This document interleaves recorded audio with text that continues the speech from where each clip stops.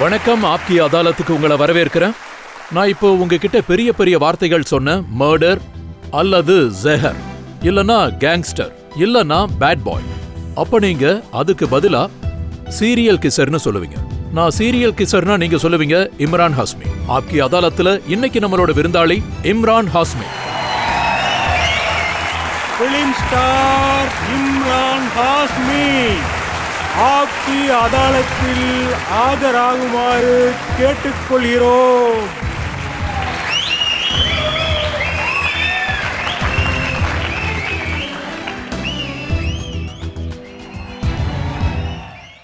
இம்ரான், உங்களை பார்த்ததுக்கு அப்புறம் எதுக்கு இவ்வளவு விசில் அடிக்கிறாங்க? நான் வரும்போது ஃப்ளைங் கிஸ் கொடுத்தேன்ல, அதனால தான் விசில் பறக்குதுன்னு நினைக்கிறேன். அப்புறம் நான் என்ன பாக்குறேன்னா, விசில் பெண்கள் தான் அதிக அளவில் அடிக்கிறாங்க போல இருக்கு. பெண்கள் விசில் அடிக்கிறாங்கன்னா நல்ல விஷயம் தானே, எனக்கு ரொம்ப பிடிக்கும். பசங்க அதிகமா இருந்தா தான் பிரச்சனை அதிகமாகும். இன்னைக்கு நாம இந்த வழக்கு ஆரம்பிக்கிறதுக்கு முன்னாடி இன்றைய ஜட்ஜ் டாக்டர் வினுகுமார் அனுமதி கொடுத்தா வழக்கு ஆரம்பிக்கலாம். ஓகே, நீங்க இந்த விசாரணையை தொடங்க அனுமதி அளிக்கிறேன். இப்ப விசாரணை ஆரம்பிக்கலாம். ஆப்கி அதாலத்துல முதல் குற்றச்சாட்டு பிலிம் ஸ்டார் இம்ரான் ஹாஸ்மி மீது. ஆப்கி அதாலத்தில் இம்ரான் ஹாஸ்மி மீது உள்ள குற்றச்சாட்டு, இவர் ஒரு குட் பாய், ஆனா ஒவ்வொரு படத்திலையும் பேட் பாயா நடிக்கிறார். இம்ரான், நான் உங்களோட பேக்ரவுண்ட பார்த்தேன். நீங்க ஒரு நல்ல குடும்பத்தை சேர்ந்தவர், நல்லா படிச்சவரா இருக்கீங்க. ஆனா நீங்க நடிச்ச படங்களை எல்லாம் பார்த்தா மர்டர், ஜஹர், கேங்ஸ்டர், கில்லர், आवारापन. உங்க படங்களுக்கு பேர் வைக்க ஒரு நல்ல பேரே கிடைக்கலையா?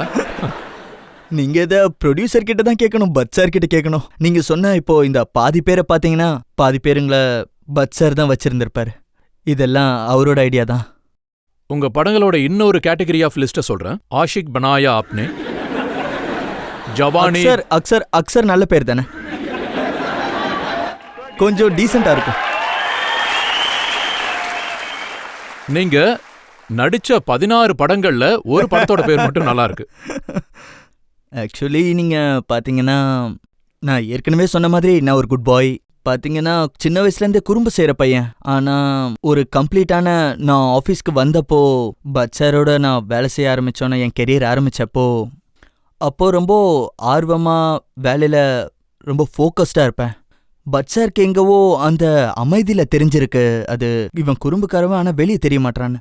அப்புறம் அவர் ஃபர்ஸ்ட் ஸ்க்ரீன் டெஸ்ட்ல கண்டுபிடிச்சிட்டாரு இவன் கிட்ட ஏதோ ஒரு திறமை இருக்குன்னு. படம் ஃபுட்பாத்ல, அதுலயும் நீங்க பார்த்திருப்பீங்க, அந்த மாதிரி பேர் இருக்க படம். அவருக்கு ஏதோ தெரிஞ்சிருக்கு, எனக்குள்ள ஏதோ ஸ்ட்ரீக் இருக்குன்னு, ஒரு நாட்டி ஸ்ட்ரீக் இருக்குன்னு. அந்த விஷயத்த அவரு அதை கேப்சர் பண்ணி எக்ஸ்ப்ளோர் பண்ண நினைச்சிருக்காரு. நீங்க நாட்டி ஸ்ட்ரீக்னு சொல்றீங்க, ஆனா ஒவ்வொரு படத்துலயும் நீங்க இன்னொருத்தரோட மனைவி பின்னாடி தான் போறீங்க.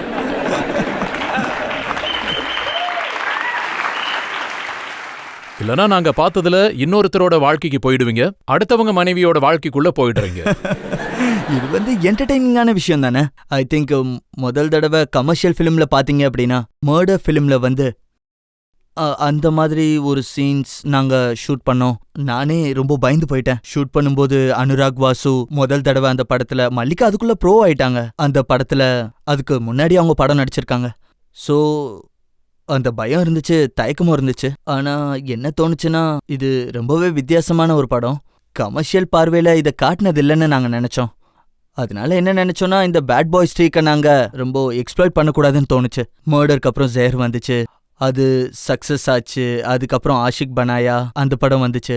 ஐ திங்க் இது ஒரு ஹிட் படம். அது பாக்ஸ் ஆஃபீஸ்ல நல்லா ஓடிச்சுன்னா யார் தான் அதை விரும்ப மாட்டாங்க. ஸோ அதனால நாங்கள் அந்த விஷயத்தை எக்ஸ்ப்ளாய்ட் பண்ணோம். ஐம் ஷூர் இங்கே இருக்கிறவங்க எல்லாருக்குமே அந்த மாதிரி ரோல்ஸ், அந்த மாதிரி படங்கள் பிடிக்கும்னு நினைக்கிறேன். அதனால தான் அது. அப்புறம் நீங்க சொன்னீங்க அந்த மாதிரி ரோல்ஸ்ல நடிக்கிறது ரொம்ப கஷ்டமா இருக்குன்னு. கண்டிப்பா. ஐ திங்க் அது என்னோட செகண்ட் படம் மர்டர். அது வரைக்கும் நான் பெருசாக எக்ஸ்போஸ் ஆகலை அந்த லைனில். ஃபுட்பாத் பெருசாக ஓடல பாக்ஸ் ஆஃபீஸில்.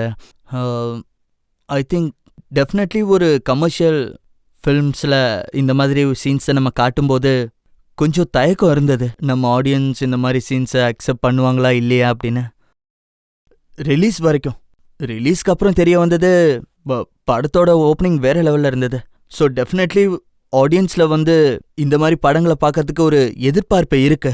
அது வந்து கமர்ஷியலி அந்த நீங்க சீன்ஸ்ல வந்து scenes சொல்றீங்க, ஆனா மக்கள் சொல்றாங்க உங்களுக்கு கிஸ்ஸிங் சீன் தான் ரொம்ப பிடிக்கும்னு. இதெல்லாம் உண்மைதானே? இல்ல, நான் வந்து இந்த படத்துல கிஸ்ஸிங் சீன்ஸ்லாம் ஆட் பண்றது இல்ல.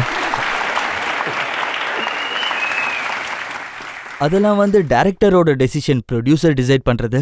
நாங்க ஆக்டர், நாங்க அப்படியே சொல்லிட முடியாது கிஸ்ஸிங் சீன் இருந்தா உடனே இம்ரான் ஹாஷ்மி ரொம்ப எக்ஸைட்டடா இருப்பாருன்னு. இப்ப நீங்க நடிச்ச எல்லா படத்தோட சப்ஜெக்ட்ஸையும் பாத்தீங்கன்னா மர்டர்ல தேவையில்லாத உறவு முறை, ஜஹர், அப்புறம் அக்சர்ல இருக்கு. கல்யூக்ல நீங்க ப்ளூ ஃபிலிம் சிடி விக்கிற நபரா நடிச்சிருக்கீங்க. வித்தியாசமான கேரக்டர்ஸ், ரொம்ப டிஃப்ரெண்ட்.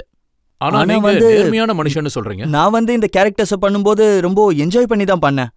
ஐ திங்க் ஹீரோகளுக்கெல்லாம் அதுக்கு முன்னாடி பார்த்தீங்கன்னா குட் பாய்ன்ற ஒரு இமேஜ் தான் இருந்துச்சு ஃபிலிம் இண்டஸ்ட்ரியில். நல்ல கேரக்டர்ஸ் பண்ண மட்டும்தான் விரும்புவாங்க. அதை பார்த்தோன்னே எனக்கு தோணுச்சு நம்ம கொஞ்சம் டிஃப்ரெண்ட்டாக பண்ணலான்னு.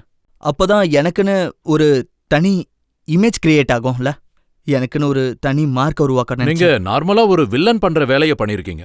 சொல்லுங்க. குல்ஷன் குரோவர் நினைச்சிருப்பாரு, இந்த சொல்லுங்க. மாதிரி நடிச்சா நானும் எனக்காவது ஒரு நாள் ஹீரோ ஆகலாம்னு நினைச்சிருப்பாருல. ஐ திங்க் இப்போ நம்ம இண்டஸ்ட்ரியில் மார்ப்புன்றது ஒன்று ஏற்பட்டிருக்கு. ஐ திங்க் மல்டி டைமென்ஷனலான ஒரு வில்லன் வெளியே வந்திருக்கான்னு சொல்லலாம். ஹீரோஸும் வில்லன் ரோல்ஸ் பண்றாங்க, அவங்க அதுல சக்சஸ்ஃபுல்லாவும் இருக்காங்க. அது உண்மையிலேயே நல்ல விஷயம். அதாவது வில்லன் பாத்தீங்கன்னா டிபிக்கலான வந்து பழைய படங்கள்லாம் பாத்தீங்கன்னா முகாம்போ இல்ல கப்பர் சிங் அந்த மாதிரி தான் வில்லன்லாம் இருப்பாங்க. ஆனா இப்போ இது ரொம்ப வித்தியாசமா இருக்கு. Normal simple people. நான் கேங்ஸ்டர்ல அப்படிதான் ப்ளே பண்ணேன். சடன்லி கிளைமேக்ஸ்ல பாத்தீங்கன்னா யாரும் எதிர்பார்க்காத ஒரு கேரக்டர் கிளைமேக்ஸ்ல. ஸோ எனக்கு அந்த விஷயங்கள்லாம் நினைச்சு பார்த்தா ரொம்ப ஃபுல்ஃபில்லிங்காக இருந்துச்சு. நான் அந்த படத்தில் 2 மணி நேரம் ஆடியன்ஸை ஃபூல் பண்ணுற மாதிரி இருக்கும். எண்டில் பார்த்தீங்கன்னா அவன் வில்லனாக இருப்பான். ஸோ வில்லனோட சேஞ்சிங் ஃபேஸ் பார்த்தீங்கன்னா அப்படி இருக்கு. எனக்கு அது பிடிச்சிருந்தது. நான் அதை தான் முதல்ல ஆசைப்பட்டேன். எனக்கு அது ஓகேன்னு தோணுச்சு. அதுக்கப்புறம் இது கொஞ்சம் அதிகமாயிடுச்சுன்னு தோணுச்சு. அதை மாற்றி நீங்கள் சொன்ன மாதிரி ஆவாரப்பன் அதில் கொஞ்சம் அந்த வித்தியாசமா படத்தை பத்தி நான் அப்புறம் கேக்குறேன். ஆனா ஒரு விஷயத்தை இப்போ தெரிஞ்சுக்க விரும்புறேன். உங்களுக்கு சீரியல் கிசருங்கிற பேரு ஏன் வந்தது? பண்ணேன். அது ஒரு லென்த்தான கதை. ஆக்சுவலி அது லென்த்தான கதையா இல்ல லென்த்தான கிஸ்ஸா? ரெண்டும் ரெண்டும் ரெண்டும் இருக்கு. दोनों ரெண்டும் இருக்கு. ஆக்சுவலி நான் இந்த இமேஜை வேணும்னே தான் பண்ணேன். மர்டர் நல்லா போச்சு, அதுக்கப்புறம் பார்த்தீங்கன்னா ஜெஹரும் நல்லா போச்சு. அப்போ ஒரு ஷூட்டிங்காக நாங்கள் மொரிஷியஸ் போயிருந்தோம். அங்கே என்னோட ஃப்ரெண்ட்ஸ் வந்திருந்தாங்க ஷூட்டிங் முடிச்சுட்டு டைம் ஸ்பெண்ட் பண்ணுறதுக்காக. அங்கே வந்து என் ஃப்ரெண்டுக்கு ஒரு டிஷர்ட் கிடைச்சது சீரியல் கேசர் பேரில். அது ஒரு க்ரீன் டிஷர்ட், பின்னாடி சீரியல் கேசர்னு எழுதியிருக்கோம். நான் சொன்னேன், இந்த டிஷர்ட்டை எனக்கு கொடுத்துருங்க, இதை போடுற ஒரே ஆள் நானாக தான் இருக்கணும் அப்படின்னு சொன்னேன். இந்த நாட்டில் வேற யாராலையும் இதை போட முடியாது அப்படின்னு சொன்னேன். அவன் சொன்னா, நான் இதை கொடுக்க மாட்டேன், ஒருவேளை நீ இதை போட்டுக்கிட்டா அதுக்கப்புறம் படம் ரிலீஸ் ஆகி ப்ரோமோ ரிலீஸ் ஆகும்போது இந்த டிஷர்ட்டை போட்டுக்கிட்டு நான் வெளியே போனேன்னா இம்ரான் ஹாஷ்மியை காப்பி பண்ணுறேன்னு சொல்லுவாங்க.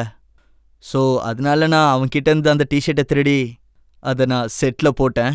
பீச்சில் ஜவானி திவானி ஷூட்டிங் நடந்துட்டு இருந்துச்சு. ஸோ அங்கே தான் எனக்கு அந்த ஷார்ட்க்கு அப்புறம் அந்த இடத்துல தான் சீரியல் கிஸ்ஸருங்கிற அந்த டிஷர்ட் போட்டுக்கிட்டு டேர்ன் பண்ணும்போது சீரியல் கிஸ்ஸர்னு ஒரு டேக் வந்துருச்சு. அது மட்டுமா, அந்த மாதிரி நிறைய பேர் இருக்கு. கிங் ஆஃப் கிஸ்ஸஸ் அந்த மாதிரி நிறைய பேர் இருக்கு. நீங்க சொல்றீங்க இந்த மாதிரி டிஷர்ட் போட்டதுனால தான் சொல்லுங்க. உங்களுக்கு சீரியல் கிசர்னு பேர் வந்ததுங்கிறீங்க. ஆமா. ஆனா படங்கள்ல நீங்க பண்ணது, அதாவது மர்டர்ல மல்லிகா ஷராவத்தோட நீங்க பண்ணது, தும்சா நஹி தேக்கால தியா மிர்சா கூட நீங்க பண்ணது, ஜஹர்ல உதிதா கோஸ்வாமி கூட பெரிய நீங்க list பண்ணது, சார் அது. இப்படி பெரிய லிஸ்டே இருக்கு. எனக்கு தெரியும் இதுக்கு சார், முடிவே இல்ல. அந்த லிஸ்ட்டுக்கு முடிவே கிடையாது, வந்துகிட்டே இருக்கும். அப்புறம் எல்லாத்தையும் பண்ணிட்டு பழைய தூக்கி டிஷர்ட் மேல போடுறீங்க.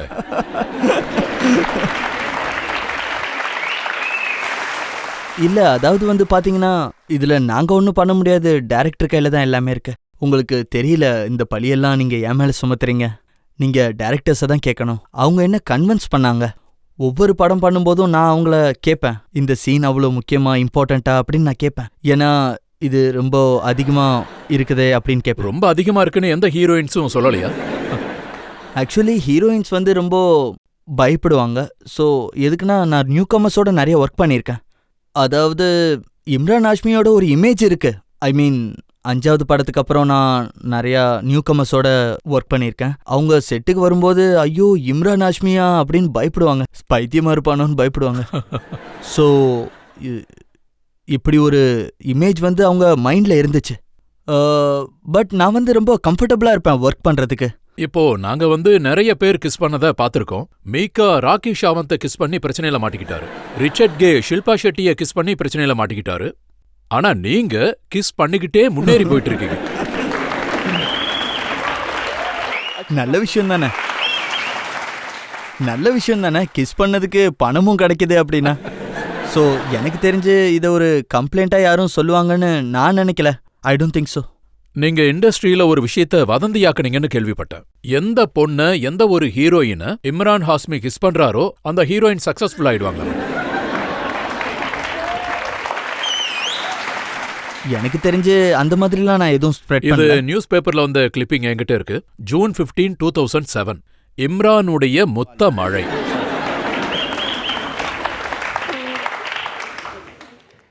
இல்ல, இத நான் டைரக்டா சொல்லல.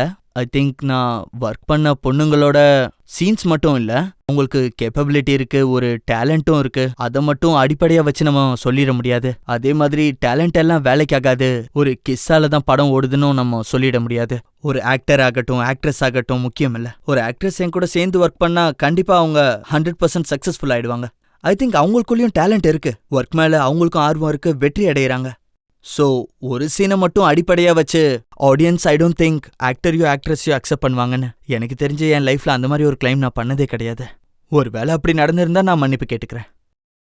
சரி, உங்களை மக்கள் மன்னிச்சிருவாங்க. இப்போ மக்கள் கிட்ட கேட்கலாம், உங்களோட இந்த கிஸ்ஸிங் டேலண்ட பத்தி அவங்க என்ன நினைக்கிறாங்கன்னு பார்க்கலாம். யாராவது கேள்வி கேட்கறீங்களா? நீங்க ரொம்ப ஹாட்டா இருக்கீங்க, அதுக்கான ரகசியம் என்ன? அதாவது இந்த ஹாட்டுங்கிற வார்த்தைக்கு விளக்கம் என்னங்கிறது எனக்கு தெரியாது. நான் அப்படி பர்சீவ் பண்ணதே இல்லை ஆம்பளைங்க ஹாட்டா இருப்பாங்கன்னு. Women R hot. ஸோ எனக்கு தெரியல, சினிமாவில் நடிக்கிறதுனால எனக்கு அந்த பேர் வந்துருச்சோ என்னமோ. நீங்க உங்க படங்கள்ல மத்தவங்களோட பொண்டாட்டி எப்படி அட்ராக்ட் பண்றதுன்னு சொல்லி தரீங்க.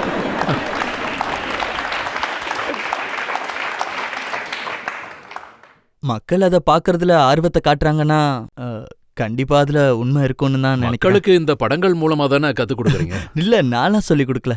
ஒவ்வொரு படத்துலயும் கடைசியில ஒரு மெசேஜ் இருக்கும், இது பண்றது மிகவும் தவறு, எண்ட்ல வில்லனுக்கு அதுக்கான தண்டனை கண்டிப்பா கிடைக்கும். படங்கள்ல அதாவது படத்துல மல்லிகா ஓடி போயிடல, சீட்டிங் எப்படி பண்றதுன்னு சொல்லி தரீங்க. அப்புறம் 2 மணி நேரத்துல மத்தவங்க மனைவியை எப்படி கவர் பண்றதுன்னு சொல்லி கொடுக்குறீங்க. கடைசியில படங்கள்ல போலீஸ் வர்ற மாதிரி நீங்க நல்லவரா மாறிடுறீங்க. ஐ திங்க் எனக்கு தெரிஞ்சு அது ஒரு கேரக்டரோட ரிடெம்ஷன் தான் நான் சொல்லணும். நான் சொன்ன மாதிரி இப்போ வில்லன்ஸ் மல்டி டைமென்ஷனல் ஆயிட்டாங்க.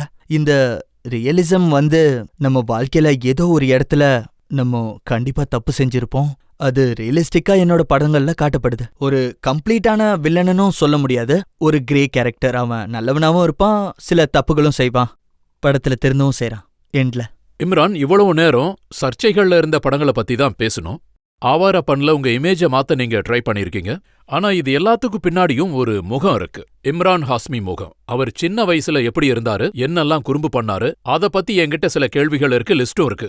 இப்போ ஒரு பிரேக் எடுத்துக்கலாம். பிரேக் அப்புறம் நாம இம்ரான் ஹாஸ்மி சின்ன வயசுல பண்ண குறும்புத்தனங்களை பத்தியும் அவர் எப்படி நாட்டி ஆனாருங்கிறத பத்தியும் பேசலாம்.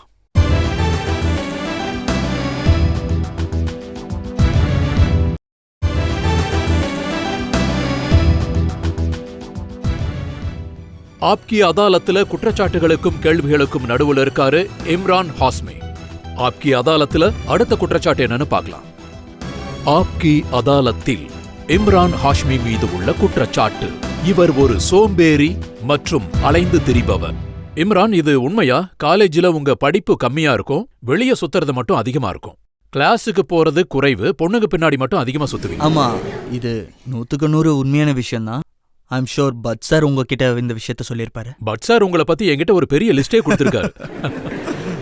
இல்ல, இந்த விஷயம் உண்மைதான்.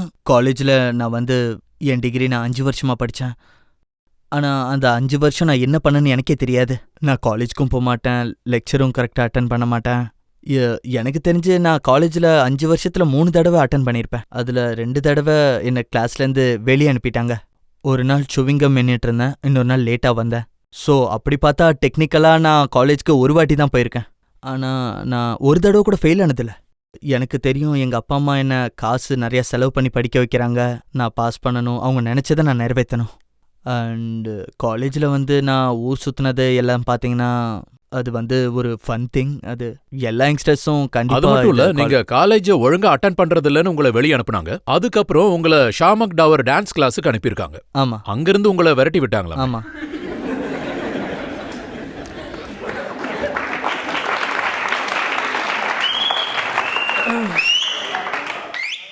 முதல்ல எனக்கு டான்ஸ் சுத்தமா தெரியாது. அந்த காரணத்துக்காக என்ன வெளியே அனுப்பல. என்ன நடந்துச்சுன்னா, அவங்க கிளாஸ்ல எப்பவும் ஒரு சம்மர் கேம்ப் நடக்கும். அது ஒவ்வொரு சம்மர் வெக்கேஷன்லயும் நடக்கும். அங்க நானும் என்னோட ஃப்ரெண்ட்ஸும் போய்கிட்டு இருந்தோம். ஆனா நாங்க அங்க டான்ஸ் கத்துக்கிறதுக்காக போகல. அங்க பின்னாடி நின்ன பொண்ணுங்களை பார்க்கறதுக்காக தான் போயிட்டு இருந்தோம். ஸோ அப்படி ஒரு கிளாஸ் முடியும் போது, அதாவது ஒவ்வொரு கிளாஸும் முடியும் போது பிகினருக்கு அப்புறம் ஒரு ஹையர் லெவலுக்கு போவாங்க. ஆனா நான் அங்கேயே மாட்டிக்கிட்டேன். அடுத்த சம்மர் வெக்கேஷன்லயும் நான் அதே இடத்துல தான் இருந்தேன். அதை தாண்டி நான் போகவே இல்லை. ஒரு தடவை ஷாமக் தாவர் கிளாஸுக்கு வந்தாரு. நீ அடுத்த கிளாஸுக்கு தானே போகணும், நீ இங்கே இருக்கேன்னு என்ன கிளாஸ்லேருந்து நீக்கிட்டாரு. அதுக்கப்புறம் நான் இன்னொன்னும் கேள்விப்பட்டேன். பட் சார் உங்களுக்கு அசிஸ்டன்ட் டைரக்டர் வேலை கொடுத்தப்போ அப்பவும் நீங்க பின்னாடி சேர்ல உட்காந்து தூங்கிட்டு இருப்பீங்களா? உங்களுக்கு வேலையில ஆமா, இன்ட்ரெஸ்டே ஆமா, இருக்காதா? சொல்லப்போனா நான் ஒரு மோசமான அசிஸ்டன்ட் தான். என் கூட என்னோட பிரதர் அவங்க தான் ஆவாரப்பன், ஜெஹர், கலியுக் டைரக்ட் பண்ணும்போது ஃபோக்கஸாக இருப்பாங்க. நான் ஒரு நல்ல டைரக்டர் ஆகணும்னு அவங்களுக்கு ஒரு எய்ம் இருந்தது. நான் காலேஜ்ல இருந்து வந்ததுக்கு அப்புறம் வாழ்க்கையில ஒரு எய்மே இல்லாம இருந்தது. பட் சார் எனக்கு ஒரு எய்மே இல்லாத எனக்கு இதான் ஒரு ரூட்டுன்னு சொல்லி போட்டு கொடுத்தாரு. ஆனா செட்டுக்கெல்லாம் நான் போகும்போது கொஞ்சம் கொஞ்சம் வேலை பார்ப்பேன். சொல்லப்போனா பட் சார் தான் என்ன அடிக்கடி ரெட் ஹேண்டா பிடிச்சிருக்காரு. ஷார்ட் எடுக்கும்போது நான் ஏதாவது ஒரு இடத்துல ஃபோன் நோண்டிக்கிட்டு இருப்பேன், இல்லை எங்கேயாவது தூங்கிட்டு இருப்பேன். ஆனா நான் அது எல்லாத்தையும் கத்துக்கிட்டு தான் இருந்தேன். அதுக்காக என்ன ப்ளேம் பண்ண முடியாதுன்னு நினைக்கிறேன். யாராவது போனை நோண்டிக்கிட்டு சோஃபாவில் படுத்திருந்தா எப்படி வேலை கத்துக்க முடியும்? இல்ல, அது பிகினிங் ஸ்டேஜ்ல நான் வேலை கத்துக்கிட்டு இருந்தேன். Assistant director. உண்மையை சொல்லணும்னா பட் சார் உங்க காதை திருகி உங்களை ஆக்டர் ஆக்கியிருக்காரு. அவர் ஒரு விதமா உங்களை ஹவுஸ் அரெஸ்ட் பண்ணி வச்சு பல மாதங்கள் வரைக்கும் உங்களை டார்ச்சர் பண்ணியிருக்காருன்னு சொல்றாங்க. ஆமா, உண்மைதான். ஆக்சுவலி பட் சார் ஒரு ட்ரைனிங் கொடுப்பாரு. அவரு தர்மசாலா மாதிரி ஒன்று திறந்து வச்சிருக்காரு. ஒரு நியூ கமரை ட்ரெயின் பண்றதா இருந்தா அவர் கூட ஒரு கன்சிடர் பாண்ட் ஆஃப் டைம் நம்ம ஸ்பெண்ட் பண்ண வேண்டியதா இருக்கும். அவரு எந்த அளவுக்கு கிண்டல் பண்ணுவார்னா, யூ ஆர் குட் ஃபார் நத்திங்னு சொல்லுவாரு. ஒரு நாளைக்கு எதுவும் பண்ண முடியாதுன்னு சொல்லுவாரு. அது நம்மளை அப்படியே உடைச்சிடும். ஸோ அங்கிருந்து நம்ம ஏந்திரிக்கணும். நான் பட் சார் கூட ஸ்பெண்ட் பண்ணது ஃபுட்பாத்துக்கு முன்னாடி கிட்டத்தட்ட 6 மாசம் நான் பட் சார் கூட இருந்தேன். அந்த டைம் பார்த்தீங்கன்னா ஸ்கிரிப்ட் வேலை போய்கிட்டு இருந்துச்சு. அதுக்கப்புறம் ஒரு கம்ப்ளீட்டான சேஞ்ச் எனக்குள்ள வந்துச்சு. மொத்தம் 6 மாசத்துல. நீங்க ஆனா இப்ப நான் லேசியா இல்லைன்னு என்னால சொல்ல முடியும். நான் முன்னாடி லேசியா இருந்தேன், ரொம்ப சோம்பேறியா இருந்தேன். ஆனா பட் சாரை பார்த்ததுக்கு அப்புறம் எனக்குள்ள ஒரு திங்கிங் வந்தது, வாழ்க்கையில ஏதாவது சாதிக்கணுமேனு. எனக்கு ரொம்ப ஸ்ட்ரேஞ்சா இருக்கும். பட் சார் தூங்கவே மாட்டாரு. அவருக்கு எப்பவும் ஏதாவது ஒரு வேலை பார்த்துக்கிட்டே இருப்பாரு. ஒன்னு ஃபோன்ல இருப்பாரு, இல்ல ஏதாவது புக்ஸ் படிச்சுக்கிட்டு இருப்பாரு. யூனோ அவருக்குன்னு சில இன்புட்ஸ் இருக்கு கம்பெனில. சோ அப்படி நான் நிறைய விஷயங்கள் கத்துக்கிட்டேன். அதுதான் நான் அவர்கிட்ட இருந்து எடுத்துக்கிட்ட இன்ஸ்பிரேஷன். நீங்க என்ன சொல்ல வரீங்கன்னா, பட் சார் தூங்கிட்டு இருக்கிறவரை எழுப்பிட்டாரு, ஒரு சோம்பேறிய ஆக்டிவ் ஆக்கிட்டாரு. நீங்க சொல்றது உண்மை. ஒரு தருதலையே ஹீரோவாக்கிட்டாரு. அது உண்மைதான்.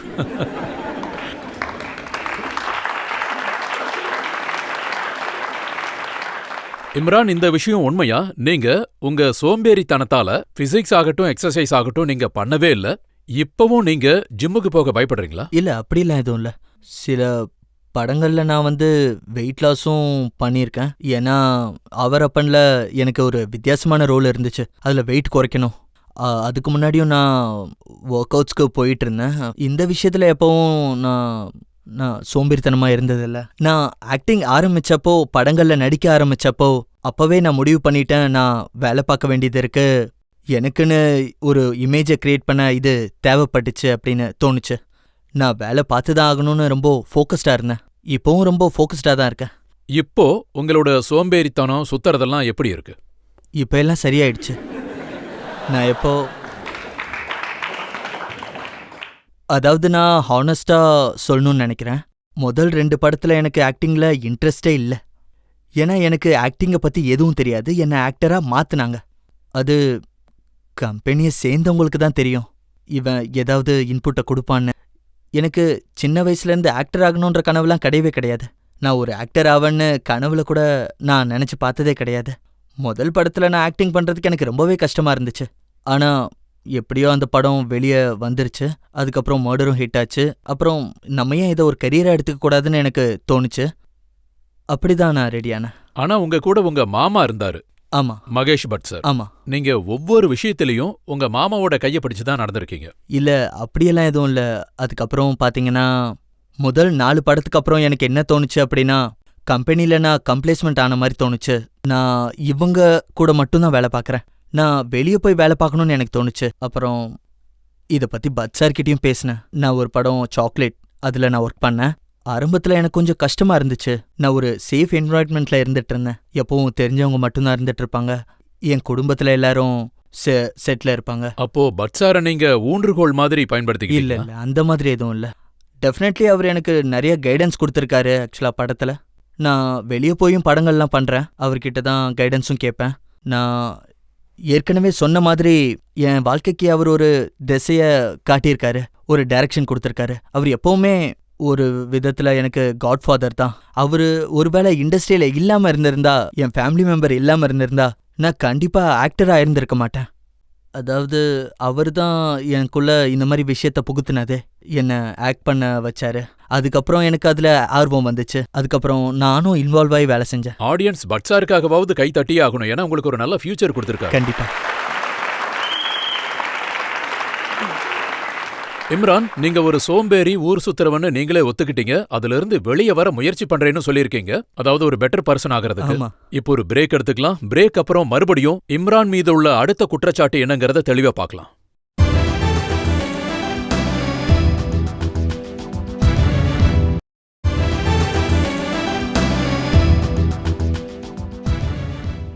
ஆப்கி அதாலத்துல இன்னைக்கு கேள்விகளுக்கும் குற்றச்சாட்டுகளுக்கும் நடுவுல இருக்காரு ஆக்டர் இம்ரான் ஹாஷ்மி. ஆப்கி அதாலத்துல அடுத்த குற்றச்சாட்டு. ஆப்கி அதாலத்தில் இம்ரான் ஹாஷ்மி மீது உள்ள குற்றச்சாட்டு, இவர் ஹீரோயின்களோடு சேட்டைகள் செய்வதை நிறுத்த மாட்டார். இம்ரான், உங்களை பத்தி என்கிட்ட ஒரு பெரிய லிஸ்டே இருக்கு. அதாவது உங்களை பத்தி கம்ப்ளைண்ட் பண்ண சில ஹீரோயின்ஸ். நிஷா கோட்டாரி கிட்ட நீங்க கில்லர் ஷூட்டிங்ல கிஸ்ஸுங்கிற பேர்ல சேட்டை செஞ்சிருக்கீங்க. ஆமா. அத மக்களுக்கும் சொல்லுங்க. அதாவது பாத்தீங்கன்னா, நான் இந்த மாதிரி குறும்புத்தனம் பண்றதெல்லாம் அது ஒரு முதல்ல அப்படி என்ன வகையான குறும்பு பண்ணீங்கன்னு சொல்லுங்க. ஆக்சுவலி கில்லர் வந்து நாள் ஷூட்டிங். அப்போ எங்க 2 பேருக்கும் ஒரே ஃப்ரேம்ல சீன் இருந்தது. அவங்க ரொம்ப பயந்து போயிருந்தாங்க. இம்ரான் ஹாஷ்மினாலே ரொம்ப பயங்கரமான ஹீரோயின்ஸோட ஒரு ராங் இமேஜ் இருக்கு, ஏதோ பூதம் வர மாதிரி நினைக்கிறாங்க. ஸோ அப்போ நான் செட்டுக்கு போனப்போ டு பிரேக் தி ஐஸ் நான் ஒரு ஃபைட் மாஸ்டர் கிட்ட சொன்ன ஒரு ஃப்ரெண்ட்ஷிப்காக நான் என்ன சொன்னேன்னா, ஒரு ஆக்ஷன் சீக்வன்ஸில் இர்ஃபான் கான் ஷூட் பண்ணுவார். அங்கேருந்து நான் அவங்கள தூக்கிட்டு தரையில் ஒரு ஆக்ஷன் சீன் இருந்துச்சு. நான் அவங்க கிட்ட சொன்னேன், ஹீரோன் கிட்ட சொல்லுங்க, இம்ரான் கான் உங்களை தூக்கிட்டு போகும்போது அவர் உங்களை கிஸ் பண்ணுவாருன்னு சொல்லுங்கன்னு சொன்னேன். அதை கேட்டதும் அவங்க மூஞ்சி சின்னதாயிடுச்சு. அண்ட் அதில் எண்டில் வந்து கிஸ்ஸினே கிடையாது. அது ஜஸ்ட் ஒரு ஃப்ரெண்ட்ஷிப்காக, ஒரு பிரேக்கிங்காக அந்த விஷயத்த சொன்னேன். இன்னொரு விஷயம், மல்லிகா ஷராவத்துக்கும் உங்களுக்கும் செட்ல பயங்கரமா சண்டை நடக்குமாமே. இல்ல, நீங்க கிஸ் பண்ணும்போது அவங்க சொல்லியிருக்காங்க மவுத் ஃப்ரெஷ்னர் போட்டுட்டு வாங்கன்னு. இல்ல அப்படிலாம் எதுவும் இல்லை. அப்படியெல்லாம் இல்லை. வெல், எங்களுக்கு அப்படி சண்டை எதுவும் வந்ததில்ல. செட்டில் மர்டர் படம் ஷூட்டிங் நடந்துட்டு இருக்கும்போது நல்ல ஃப்ரெண்ட்ஸாக இருந்தோம். ஷூட்டிங் நல்லபடியாக நடந்து முடிஞ்சது. பேங்காக்ல நாங்கள் போய் ஷூட் பண்ணும்போது மொத்த யூனிட்டும் ஒரு ஃபேமிலி மாதிரி தான் இருந்தோம். சண்டை எதுவும் வந்ததில்லை. அதுவும் ஒரு மவுத் ஃப்ரெஷ்னருக்காகலாம் வாய்ப்பு இல்லை. ஏன் சார் என் இமேஜை கெடுக்கிற மாதிரியே பேசுறீங்க? சரி விடுங்க, உங்களுக்குள்ள என்ன நடந்துச்சுன்னு மல்லிகாவால மட்டும்தான் சொல்ல முடியும். ஆனா நியூஸ் பேப்பர்ல வந்த டீடைல்ஸ் என்கிட்ட இருக்கு. படம் முடிஞ்சதும் நீங்க ஒரு விஷயத்தால ரொம்ப கடுப்பா இருந்தீங்களாமே. அதாவது படத்தோட மொத்த வெற்றியும் மல்லிகா ஷராவத்துக்கு போய் சேர்ந்துடுச்சான். அதாவது பாத்தீங்கன்னா, இது இன்டென்ஷனலி இந்த படத்துல எனக்கு தெரியும். I am intelligent enough to know அது படத்தோட ஒரு ப்ரொட்டாகனிஸ்ட், அவங்க லைஃபோட ஒரு கதை உருவாயிருக்கு. அது ஒரு பெண்ணோட கதை. At the end of the day எனக்கு தெரியும் அந்த படத்துல என்னோடது ஒரு நெகட்டிவ் வில்லன் ரோல் தான் அப்படின்னு. அந்த ரோல்ல எனக்கு எந்த அளவுக்கு மைலேஜ் கிடைக்கும், எந்த அளவுக்கு மைலேஜ் மல்லிகாக்கு கிடைக்கும் அப்படின்னு. டெஃபினெட்லி ஐ திங்க் அது ஒரு பொண்ணோட கதைன்றதுனால அது எல்லாத்துக்கும் தெரியும். அந்த கிரெடிட் வந்து அவங்களுக்கு அதிக அளவில் போய் சேரும். எனக்கும் ஓரளவுக்கு கிரெடிட் கிடைச்சிருக்குன்னு தான் சொல்லணும். நான் அந்த கேரக்டரால் எனக்கு நிறைய பெனிஃபிட்ஸ் கிடைச்சிருக்கு. எனக்கு ஒரு அவார்டும் கிடைச்சது. அவார்டுக்கு நாமினேஷனில் கூட செலக்ட் ஆகியிருக்கேன். நான் வந்து மல்லிகாவுக்கு மட்டும்தான் லைம்லைட் கிடைச்சிருக்குன்னு நான் சொல்ல மாட்டேன். ஐ திங்க் அனுராக் வாசுவும். உங்களுக்கும் மல்லிகாவுக்கும் பிரச்சனை ஏற்படாம அப்புறம் எதுக்காக மல்லிகா அந்த படத்துக்கு அப்புறம் வேற எந்த படத்துலயும் உங்க கூட நடிக்கல? இல்ல, இந்த விஷயத்த நீங்க அவங்க கிட்ட தான் கேட்கணும். அதுக்கப்புறம் எனக்கு தெரிஞ்சு அந்த மாதிரி படம் உருவாகலன்னு தான் நினைக்கிறேன். ரோல்ஸ் எல்லாம் வந்து அந்த மாதிரிலாம் எழுதலன்னு நினைக்கிறேன். ஸ்கிரிப்ட்ல எங்க 2 பேருக்குமே ஏத்த கேரக்டர் இல்லாம இருந்திருக்கலாம். டைரக்டருக்கு தோணி இருக்காது. இன்னொரு ஹீரோயினோட பேர் இருக்கு அமிஷா பட்டேல். அவங்க உங்க கூட நடிக்கவே மாட்டேன்னு சொல்லிட்டாங்களே. போட்டோ செஷன்ஸ்ல உண்மைதான். நீங்க போட்டோ எடுக்கிறத அவங்க பாத்துருக்காங்க. சொல்லுங்க. ரொம்ப போரிங்கா அந்த போட்டோஸை நீங்க எடுத்துட்டு இருந்திருக்கீங்க.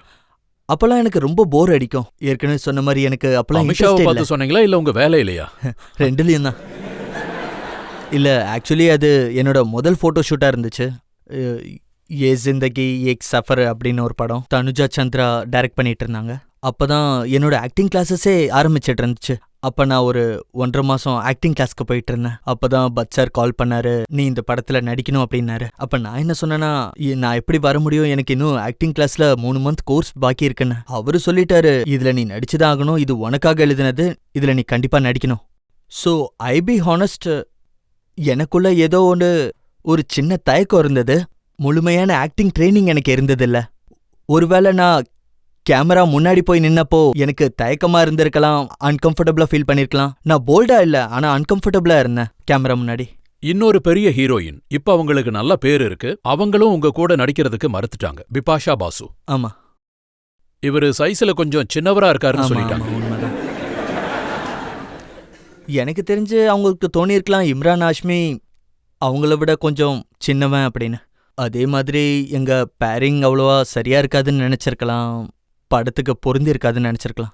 ஆனா அதனால எனக்கு பெருசா பாதிப்பு ஒன்றும் ஏற்படல. அது உங்களை director- யாரெல்லாம் ரிஜெக்ட் பண்ணாங்கன்னு நான் மக்களுக்கு சொல்றேன், உங்களுக்கு அது இல்ல வருத்தமா இல்ல இல்லையா? இல்ல எனக்கு ஒரு பிரச்சனையுமே இல்ல. இத நினைச்சு நான் என்னைக்கும் வருத்தப்பட்டதே கிடையாது. யார் என் கூட வேலை பார்க்க நினைக்கிறாங்க இல்ல அப்படின்னு. எனக்கு என்னைக்குமே ஒரு எண்ணம் இருக்கும், அது நான் ஒரு படத்துல நடிக்க போறேன், அதுக்கு நான் எவ்வளவு ஜஸ்டிஃபை பண்ணணுமோ அந்த ரோலை நான் நல்லா பண்ணணும். பெரும்பாலும் என் கூட யார் நடிக்கிறாங்கன்னு நான் பார்க்க மாட்டேன். இந்த விஷயம் எவ்வளவு உண்மை? இப்போ நீங்க ஹிட் ஆயிட்டீங்க, அப்புறம் நீங்க பாப்புலர் ஆயிட்டீங்க, பேரும் புகழும் வந்துருச்சு, ஸ்டார் ஆயிட்டீங்க. இப்போ பிபாஷா, மல்லிகா ஷராவத் உங்க கூட ஒர்க் பண்றதுக்கு ரெடியா இருக்காங்க. நீங்க அவங்க கூட நடிப்பீங்களா? அதாவது எனக்கு தெரிஞ்ச அந்த 2 வருஷத்துல என்னோட லெவல் கொஞ்சம் அதிகமாயிடுச்சு. அதனாலதான் அவங்க என் கூட ஒர்க் பண்ண நினைக்கிறாங்க. இதுவா தான் இருக்கும், வேற என்னவா இருக்கும். முதல்ல என் கிரேட் கொஞ்சம் சின்னதா இருந்துச்சு, இப்போ அதிகமாயிடுச்சு. நான் இன்னொரு விஷயமும் கேள்விப்பட்டேன், இப்ப இருக்கிற ஹீரோயின்ஸ் உங்களை பயமுறுத்துறாங்களாமே. ஸ்ரேயாவோட எக்ஸாம்பிள்ஸ் படிச்சேன், அவங்க உங்களுக்கு ஜோத்பூர்ல ஒரு செட்ல பேய் கதை சொல்லியிருக்காங்க.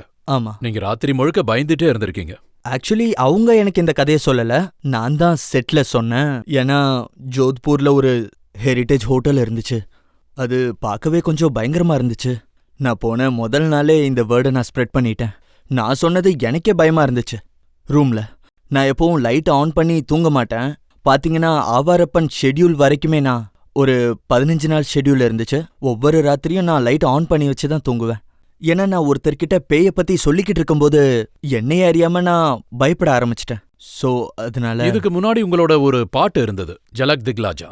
அந்த பாட்டை வச்சு குஜராத் கிராமத்துல ஒரு கம்ப்ளைண்ட் வந்திருந்தது. அங்க இந்த பாட்டை கேட்டாலே பேய் வந்துரும்னு சொன்னாங்க. அது நானும் கேள்விப்பட்டேன். நல்ல விஷயம் தானே, நல்ல விஷயம். அதுனா நல்ல விஷயம்னு நீங்க சொல்றீங்க, ஆனா உங்களுக்கு பேய்ங்கிற வார்த்தையை கேட்டாலே பயம்னு தெரியும். இல்ல, நான் கொஞ்சம் சூப்பர் ஷீஸ் தான். எனக்கு தெரிஞ்சு நான் அவ்வளோவா பயப்பட மாட்டேன். நான் கேள்விப்பட்டேன், பேங்காக்ல நீங்க ட்ரெயின்ல எல்லார் முன்னாடியும் ட்ரெஸ்ஸை கழட்ட வேண்டி வந்தப்போ பயந்துட்டீங்களாமே. ஆக்சுவலி நான் பயப்படல, அங்க இருந்தவங்க பயந்துட்டாங்க. அதாவது என்னன்னா, ட்ரெயின் ஷூட்டிங் டைம்ல ஒரே போகியில டைம் அலாட்டட் ஒரு ஸ்லாட் இருந்துச்சு, நிறைய சீன் ஷூட் பண்ண வேண்டியது இருந்துச்சு. ஸோ அந்த ஷூட்டிங் நடக்கும்போது ட்ரெயின் போய்கிட்டே இருந்தது, நிறைய பேர் ஏறுவாங்க இறங்குவாங்க. ஸோ அவங்கெல்லாம் பார்த்துக்கிட்டு இருந்தாங்க. இவர் சீன் எல்லாத்தையும் ஷூட் பண்ணிட்டு அங்க போய் எல்லார் முன்னாடியும் ட்ரெஸ் மாத்திக்கிட்டு இருக்காருன்னு.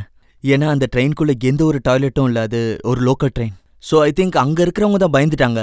ஐ திங்க் 2 தடவை ட்ரெஸ் மாத்தினதுக்கப்புறம் ஒரு 5-6 சீன் எடுத்தோம். அதுக்கப்புறம் மொத்த போகியும் காலி ஆயிடுச்சு. அதுக்குள்ள பாத்தீங்கன்னா அந்த ட்ரெயின்குள்ள யாருமே ஏறவே இல்லை. அதுக்கப்புறம் ஒரு நபர் போலீஸ் ஸ்டேஷன்ல கம்ப்ளைண்ட்டும் கொடுத்துட்டாரு. ஆமா, ஆக்சுவலா ட்ரெயின்குள்ள அலோடே இல்ல, இருந்தாலும் நாங்க ஷூட்டிங் எடுத்தோம். நாங்க நிறைய சீன்ஸ் எடுக்க வேண்டியது இருந்துச்சு ஒரு ட்ரெயின் போகில. அதுவும் ஒரே நாள் தான் டைம் நீங்க இருந்துச்சு. நிறைய சீன்ல ட்ரெஸ் இல்லாம தானே நடிக்கிறீங்க. இல்ல, அந்த சீன்ல ட்ரெஸ் போட்டிருந்தேன் ட்ரெயின் படத்துல. இம்ரான், நம்ம ஆவாரப்பன் படத்தை பத்தி இதுக்கு முன்னாடி நாம பேசணும். அந்த கதை வந்து பாத்தீங்கன்னா பேங்காக் இன்சிடென்ட்ஸ் அந்த படத்துல தான் நடந்தது.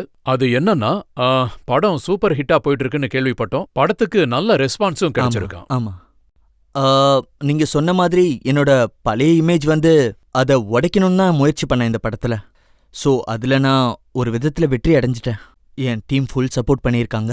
உங்க இமேஜ உடைக்கும் போது நிறைய விஷயங்களும் உடைஞ்சு போயிருக்கு. அத பத்தி என்கிட்ட சில குற்றச்சாட்டுகள் இருக்கு. அப்படியா? இப்போ ஒரு பிரேக் எடுத்துக்கலாம். பிரேக் அப்புறம் இம்ரான் ஹாஷ்மி கிட்ட இன்னும் நிறைய கேள்விகள் கேட்கலாம். அவர் ஒரு புது இமேஜ உருவாக்க நினைக்கும் போது என்னெல்லாம் உடைஞ்சதுன்னு அவர் நமக்கு டீட்டெயிலா சொல்லுவாரு.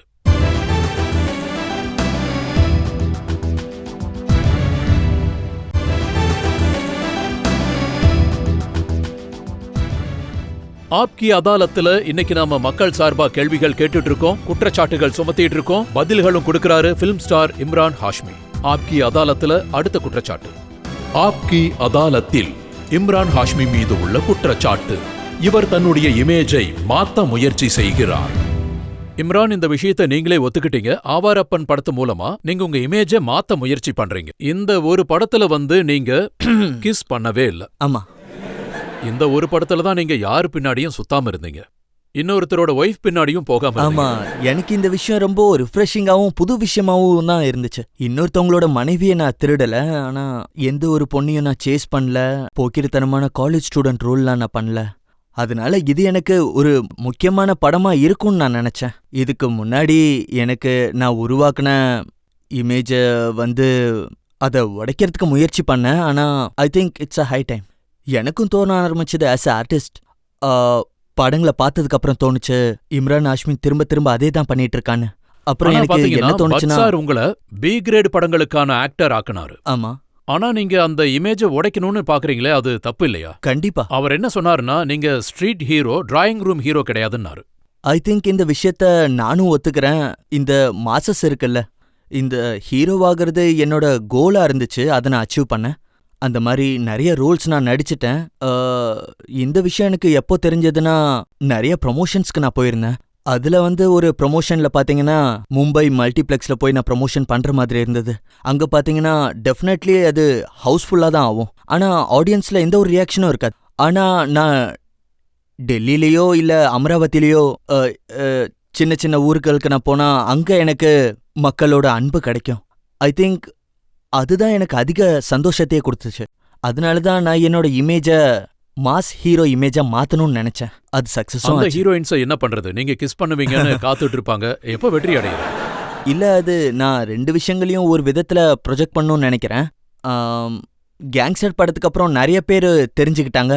அதாவது இந்த படம் சிங்கிள் ஸ்கிரீன்லயும் ஓடி இருக்கு, மல்டிப்ளெக்ஸஸ்லயும் ஓடி இருக்கு. இப்போ இம்ரான் ஹாஷ்மி மல்டிப்ளெக்ஸ்லயும் பெனட்ரேட் ஆயிருக்கான்னு தான் தோணுது. அதுக்கு முன்னாடி நான் வெறும் ஒரு மாஸ் ஹீரோ தான். ஆனா நீங்க உங்க இமேஜ மாத்தணும்னு நினைச்சு மகேஷ் பட் சாரோட பணத்தை நிறைய செலவு பண்ணிட்டீங்களோ? இதுக்கு முன்னாடி 4-5 கோடியில படம் எடுப்பாரு, இந்த முறை 18 கோடியில படம் எடுக்க வச்சிட்டீங்க. வெல், இது ஒரு படத்தோட டிமாண்ட் தான், படத்தோட கேன்வாஸ் தான் இது. அதாவது மல்டிப்ளெக்ஸ் ஹீரோவா மட்டும் இல்லாம இதுல பாத்தீங்கன்னா ஓவர்சீஸ் ஆடியன்ஸையும் கேப்சர் பண்றதுக்கு ட்ரை பண்ணோம். அதாவது பாத்தீங்கன்னா இந்தியாவுக்கு மட்டும் இல்லாம இந்த படத்தை US, UK, ஸ்பெயின் இந்த மாதிரி நிறைய கண்ட்ரீஸ்ல ரிலீஸ் பண்ணோம். இது ஒரு கான்ஷியஸான டெசிஷனா இருந்துச்சு. ஏன்னா இது ஒரு கேன்வாஸ் படமா இருக்கணும், ஒரு பெரிய படமா இருக்கணும்னு நினைச்சோம். ஐ திங்க் பட் சார் அப்புறம் முகேஷ் சார் ஒரு படத்துல ஸ்கோப் இல்லை அப்படின்னா கண்டிப்பா அவங்க செலவே பண்ண மாட்டாங்க. அப்புறம் இந்த படத்துல ஸ்கிரிப்ட் வைஸ் ரொம்பவே நல்லா இருந்தது, நல்லாவே ஸ்கோப் இருந்தது. சொல்ல போனா இந்த படம் ரொம்ப எக்ஸைட்டிங், அப்புறம் ஒரு ரிச். 16 படங்கள்ல உங்க இஷ்டப்படி நீங்க நடிச்சீங்க. என்னெல்லாம் பண்ணணும்னு நினைச்சீங்களோ எல்லாம் பண்ணீங்க. இப்போ ஒரு படத்துல இமேஜ் மாறிடும்னு நினைக்கிறீங்களா? ஒரு பழமொழி இருக்குல்ல, 90 எலிய சாப்பிட்டு போன சாமியாராச்சுன்னு. வெல், முயற்சி பண்ண வரைக்கும் நாங்க சக்சஸ்ஃபுல்லா தான் இருக்கோம். இந்த படம் ரிலீஸ் ஆனதுக்கு வரைக்கும் ஆடியன்ஸோட ரெஸ்பான்ஸ் இருந்தது, ரொம்ப பாசிட்டிவா இருந்தது. நாங்க எக்ஸ்பெக்ட் பண்ணதை விட ரொம்பவே அதிகமா இருந்தது. ஸோ ஐ திங்க் இமேஜை சேஞ்ச் பண்ணிக்கிறதுக்கு இந்த ஒரு படமே போதுமானதா இருந்தது. நான் இப்போ வேற ஒரு இமேஜ்க்கு போகணும்னு சொல்லி நான் இப்படி சொல்லல. ஏன்னா நிறைய பேர் சொல்லுவாங்க இம்ரான் ஹாஷ்மிக்கு ஆக்ஷன் எல்லாம் பண்ண தெரியாது, ஒரு ஆக்ஷன் இமேஜா அவரு உருவாக்கணும்னு சொன்னாங்க. நான் அந்த மாதிரி இமேஜ் உருவாக்க நினைக்கல. இதுக்கப்புறம் நான் ஏதாவது டிஃப்ரெண்டா பண்ண நினைக்கிறேன். அண்ட் நாங்க முயற்சி பண்ண வரைக்கும் இதுல சக்சஸ்ஃபுல்லா தான் இருக்கோம். நீங்க பெரிய படங்கள்ல நடிச்சிருக்கீங்க, பெரிய பட்ஜெட் படத்துல நடிக்க ஆரம்பிச்சிட்டீங்க. இப்போ உங்களுக்கு நல்ல பேமெண்ட்டும் கிடைக்குதுன்னு கேள்விப்பட்டோம். ஸ்டார் ஆயிட்டீங்க. ஆனா ஒரு விஷயம் நான் கேள்விப்பட்டேன், நீங்க ரொம்ப கஞ்சமாமே. யாருக்காவது காஃபி வாங்கி கொடுக்கணும்னாலும் போய் வாங்கிட்டு வான்னு இன்னொருத்தர்கிட்ட தான் சொல்லுவீங்களா? நான் நான் ஒத்துக்கிறேன், ஆனா நான் அவ்வளோ கஞ்சம்லாம் இல்ல.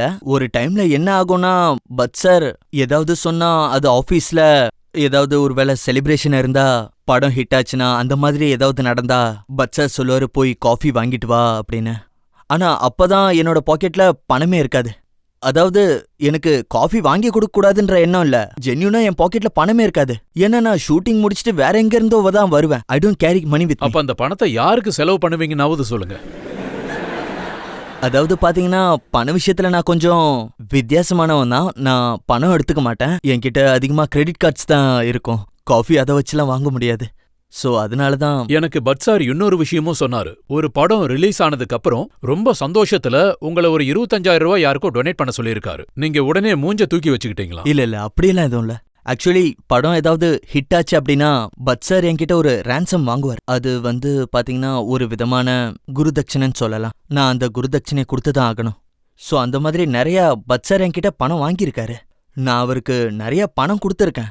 ஆனா இதெல்லாம் பட் சார் உங்ககிட்ட சொல்லியிருக்க மாட்டாரு. உங்ககிட்ட பணம் வாங்கி சேரிட்டிக்கு தான் கொடுப்பாரு, அவருடைய ஓன் யூஸ்க்கு இல்ல. அவரு தானே உங்ககிட்ட இந்த மாதிரி சொல்லியிருக்காரு.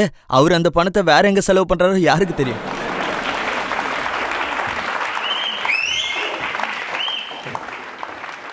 சரி, மக்கள் யாராவது கேள்வி கேட்க விரும்புறீங்களா? நீங்க படங்கள்ல நடிக்கிற கேரக்டர்ஸ் உங்களுக்கு கிடைக்கக்கூடிய கேரக்டரால வருங்கால தலைமுறைகள் இதனால பாதிக்கப்படுவான்னு உங்களுக்கு தோணலையா? டெஃபினெட்லி தோணுச்சு. அதாவது ஒரு 6 மாசத்துக்கு முன்னாடி ஷூட்டிங்ல இருக்கும்போது எனக்கு தோணுச்சு. நான் ஜோத்பூர்ல ஷூட்டிங்ல இருக்கும்போது ஒரு கப்பல், ஒரு எல்டர்லி கப்பல் என்கிட்ட சொன்னாங்க, எங்க பசங்க உங்க படங்களை பார்க்க விரும்புறாங்க, உங்களை ரொம்ப பிடிக்கும், உங்க பாட்டெல்லாம் கூட பிடிக்கும், ஆனா நீங்க நடிக்கிற படங்கள்ல அவங்களுக்கு காட்ட முடியாதுன்னு சொன்னாங்க. அப்ப எனக்கு தோணுச்சு, எனக்குன்னு ஒரு ஆடியன்ஸ் இருக்காங்க, ஆனா நான் நடிக்கிற படத்தை அவங்களால பார்க்க முடியல. அதனால நான் என்ன சொல்ல வரேன்னா, இதுக்கப்புறம் இந்த படம் ரிலீஸ்க்கு அப்புறம் என்னோட பழைய இமேஜ் முழுசா மாறிடுச்சுன்னு நான் சொல்லணும். அந்த சீரியல் கில்லரோட கிஸ்ஸிங் சீன்ஸ் எல்லாம் உங்க பசங்களால பார்க்க முடியாது. இனிமே அவங்க பார்க்கலாம். ஏன்னா இதுதான் என்னோட முதல் படம். பசங்க தான் அந்த படத்தை பார்க்க விரும்புறாங்க. At least not in the theatre. ஒருவேளை விசிடில, ஆனா தியேட்டர்ல இல்ல. ஆனா theatrical ரிலீஸ்ல as my duty for audience, I think எனக்கு என்ன தோணுது அப்படின்னா, I think இதுதான் என்னோட யூ சர்டிஃபிகேட் முதல் படம்னு நினைக்கிறேன். இது ஒரு பெரிய அச்சீவ்மெண்ட் தான். இதுக்கு முன்னாடி எல்லாமே ஏ சர்டிஃபிகேட் தான். அப்போ இன்னைக்கு நீங்க மக்களுக்கு வாக்கு கொடுப்பீங்களா? இனிமே பசங்க உங்க படங்களை பார்த்து கெட்டு போகாத மாதிரியான படங்கள்ல நடிப்பீங்களா? டெஃபினெட்லி. நான் இதுக்கு மேல நான் நடிக்க போற படங்கள் எல்லாம் நல்ல படமாவும் யூனிவர்சல் படமாவும் தான் இருக்கும். வரப்போற நாட்கள்ல ரெஸ்பெக்டட் படமாவும் தான் இருக்கும்.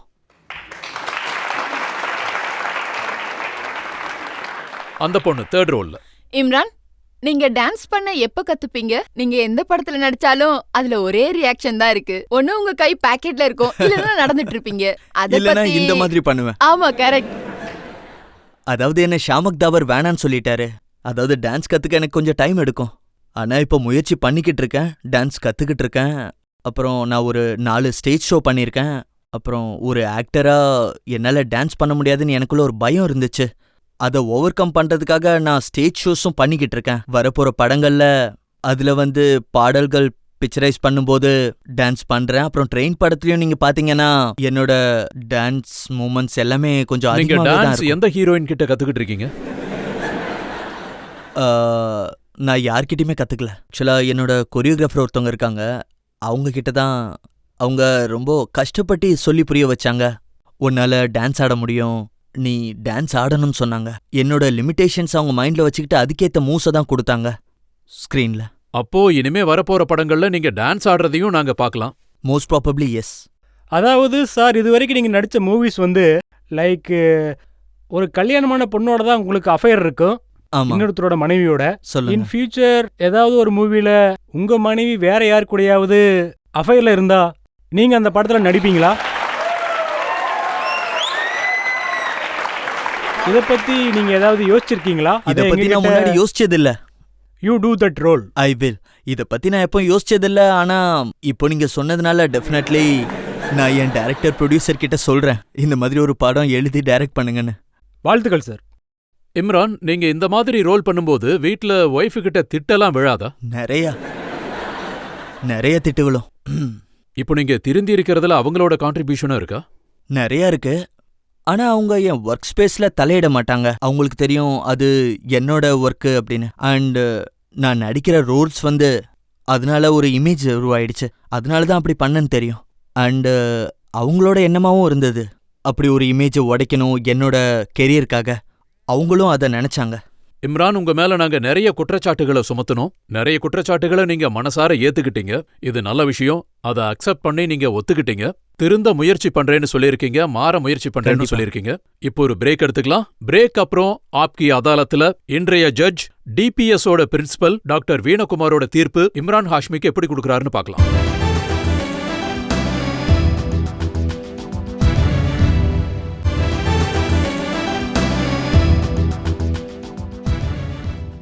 ஆப்கி அதாலத்துல இன்னைக்கு நாம விசாரணை நடத்தணும் ஃபிலிம் ஸ்டார் இம்ரான் ஹாஷ்மி கிட்ட. நாம இம்ரான் ஹாஷ்மி கிட்ட அவரோட சீரியல் கிஸோட இமேஜை பத்தி கேட்டோம். அதுக்கப்புறம் அவர்கிட்ட ஹீரோயின்ஸ் கூட அவருடைய சேட்டைகளை பத்தியும் கேட்டோம். அப்புறம் இம்ரான் கிட்ட அவருடைய சோம்பேறித்தனம், அவர் சுத்துறத பத்தி பேசணும். அவர் தன்னை மாத்திக்கிறேன்னு நம்ம கிட்ட வாக்கு கொடுத்திருக்காரு. இப்போ ஆப்கி அதாலத்துல இன்றைய தீர்ப்பு, இன்றைய ஜட்ஜ் என்ன சொல்ல போறாருன்னு பார்க்கலாம்.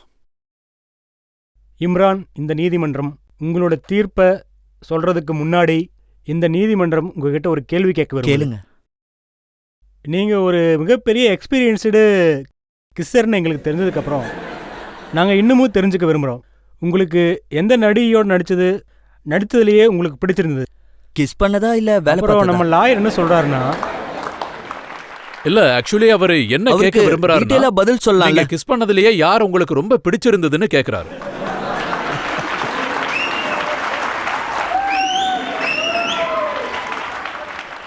அதாவது பாத்தீங்கன்னா இந்த கேள்விக்கு நான் ரொம்ப டிப்பிக்கலா அப்புறம் டிப்ளமேட்டிக்கா தான் பதில் சொல்லுவேன். ஏன்னா ஹீரோயின்ஸ் வந்து ரொம்ப சென்சிட்டிவானவங்க.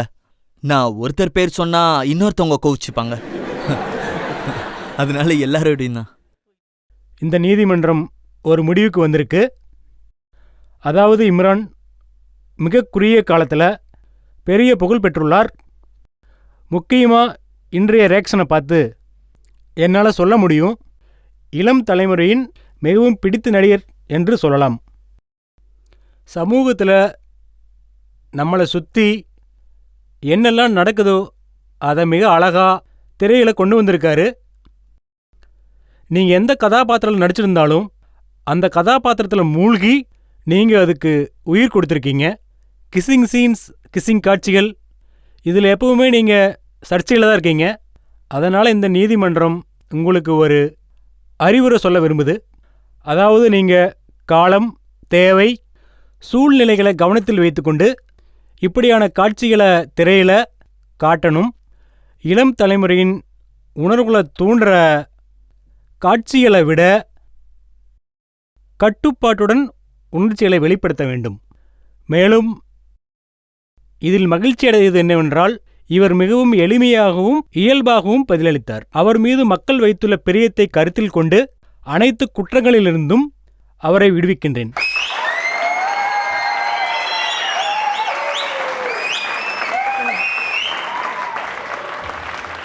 இம்ரான் ஹாஷ்மிய ஆப்கி அதாலத்துல நீதிபதி விடுதலை செஞ்சிருக்காரு. ஆனா இம்ரான் சொன்னதுல எவ்வளவு உண்மை இருக்கு, அவர் சொன்ன வாக்குறுதிக்கு எவ்வளவு நேர்மையா இருப்பாரு, அதுக்கான உண்மையான தீர்ப்பை மக்களாகிய நீங்கள் தான் சொல்லணும். அடுத்த வாரம் உங்களை நான் மறுபடியும் சந்திக்கிறேன், ஒரு புது விருந்தாளியோட, ஒரு புது வழக்கோட. அது வரைக்கும் நன்றி, வணக்கம். தேங்க்யூ.